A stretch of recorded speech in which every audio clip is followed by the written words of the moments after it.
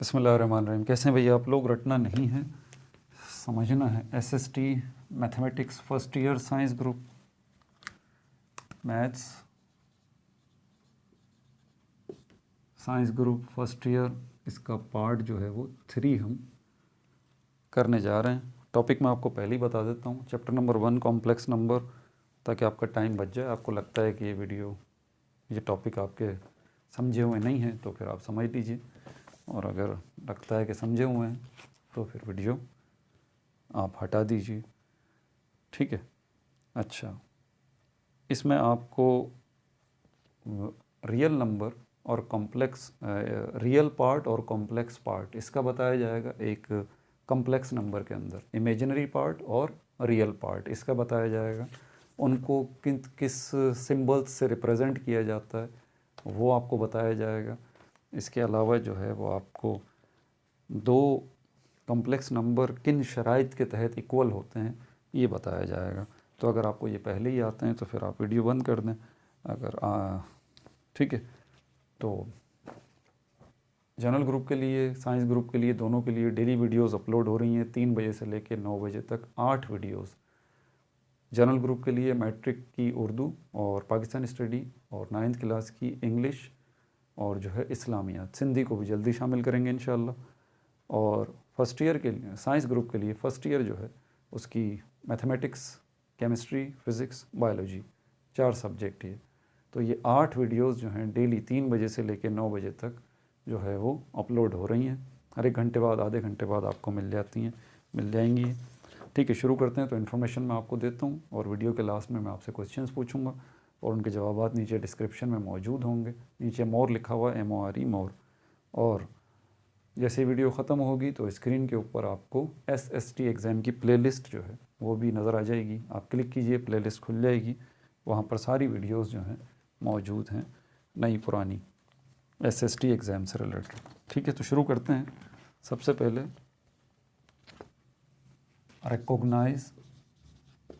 Recognise मतलब शनाख्त करना। A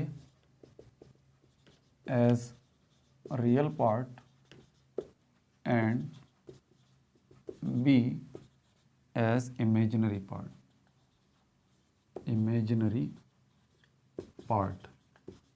ठीक है भाई, तो शनाख्त करना, पहचान लेना। 2 चीज़ें जो कंफ्यूजिंग है ना कम्प्लेक्स नंबर में, वो उनका लिखना है। कम्प्लेक्स नंबर अगर ऐसे लिखा हुआ हो ना, आयोटा B के साथ, एक तो इस तरह से लिखा जाता है, दूसरा इस तरह से लिखा जाता है। ये दोनों के दोनों कम्प्लेक्स नंबर हैं, ये भी और ये भी। अभी जो हम बात कर रहे हैं वो इसकी बात कर रहे हैं, ठीक है। इसके अंदर ये जो A मौजूद है ये रियल पार्ट को रिप्रेजेंट करता है, ठीक है, और B जो है ये इमेजिनरी पार्ट को रिप्रेजेंट करता है, इमेजिनरी पार्ट को। अच्छा, फिर उससे आगे रियल पार्ट को हम जिस सिंबल से रिप्रेजेंट करते हैं वो RE है, ठीक है। ये RE जो है, RE ब्रैकेट में Z होगा, REZ। ये जो है रियल पार्ट को रिप्रेजेंट करता है। कहीं भी ये लिखा हुआ आपको नज़र आ जाए, आप समझ जाइए कि वो आपसे कम्प्लेक्स नंबर के रियल पार्ट के बारे में आपको बता रहा है। और अगर ये RI जो है वो आपको, सॉरी RI नहीं बल्कि IM, ये आपको लिखा हुआ नज़र आ जाए तो आप समझ जाइए कि वो आपको जो है वो कॉम्प्लेक्स नंबर के इमेजिनरी पार्ट को के बारे में बात कर रहा है यहाँ पर, इस कोड में, ठीक है, इस सिंबल में। ठीक है भाई, एग्जाम्पल के तौर पर यहाँ पर देखिए हमारे पास जो है वो Z बराबर है 3 और 2 के। इसमें जो 3 है ये क्या है, ये रियल पार्ट है, ये रियल पार्ट है। और ये जो 2 है ये क्या है, ये इमेजिनरी पार्ट है।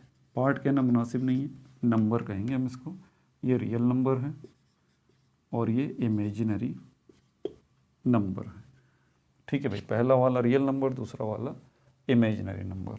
दूसरी बात अब समझ लेते हैं कि कौन सी शराइत हैं इसके तहत 2 जो है वो कॉम्प्लेक्स नंबर वो इक्वल होते हैं, वो भी देख लीजिए।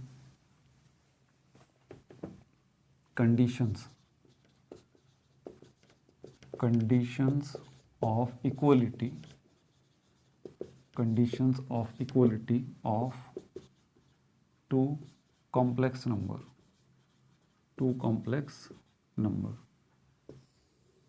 तो इसकी शराइत क्या है? इफ़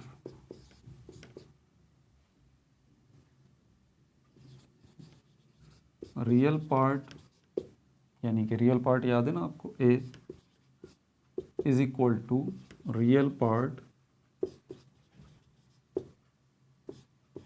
ए। अब कौन सा वाला? क्योंकि दो कॉम्प्लेक्स नंबर की बात कर रहे हैं ना, एक Z1 हो गया और दूसरा Z2 हो गया। तो इसको अगर हम देखेंगे तो ये ए, और यहाँ पर हमारे पास जो है इस शक्ल में Z लगा दिया है, तो फिर ये आयोटा वाली शक्ल देनी पड़ेगी, a प्लस आई बी। अब इसके अंदर 1 आ जाएगा, इसके साथ 1 आ जाएगा, और दूसरा कॉम्प्लेक्स नंबर है तो ये a2 प्लस आई B2। इस तरह से हम इसको देखेंगे। तो यहाँ पर ये रियल पार्ट और ये, तो यहाँ पर हम कह सकते हैं कि a1 जो है वो बराबर होगा a2 के, और b1 जो है वो बराबर होगा b2 के।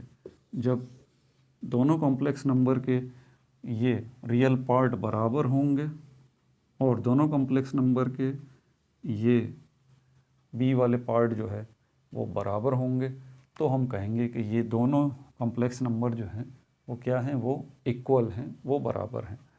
एग्जाम्पल के तौर पर यहाँ पर हमारे पास देखें, अगर मैंने कोई एग्जाम्पल लिखी हुई, नहीं लिखी हुई, बहरहाल ये यही है, Z1 is equal to A1 plus I B1 और Z2 is equal to A2 plus I B2। ठीक है, तो ये Z1 बराबर है Z2 के। कब बराबर है? जब A1 बराबर है A2 के और B1 बराबर है B2 के। ये शर्तें पूरी हो गई तो ये बराबर हो गए। ठीक है, अब सवालात पूछें आपसे। तो पहला सवाल जो है वो मेरा आपसे ये है,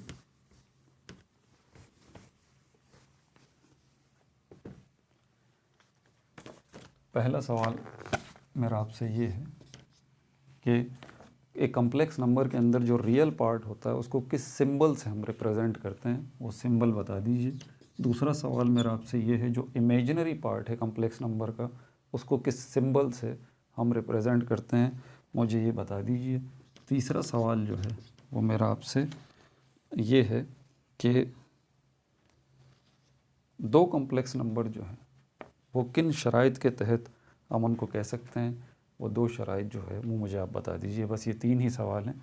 ठीक है भाई, अपना बहुत ज़्यादा ख्याल रखिएगा। No like no subscribe, only share.